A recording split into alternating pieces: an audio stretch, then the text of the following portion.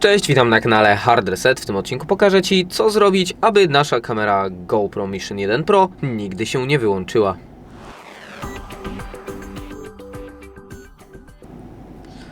Oczywiście chodzi tutaj o niewyłączenie się w momencie, kiedy mamy baterię, ponieważ w ten sposób, inaczej nie jesteśmy w stanie zachować włączonej kamery.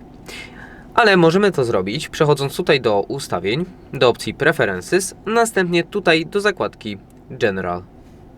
Po wybraniu tej opcji wybieramy Auto Power Off, gdzie zjeżdżamy na sam dół, gdzie mamy opcję Never.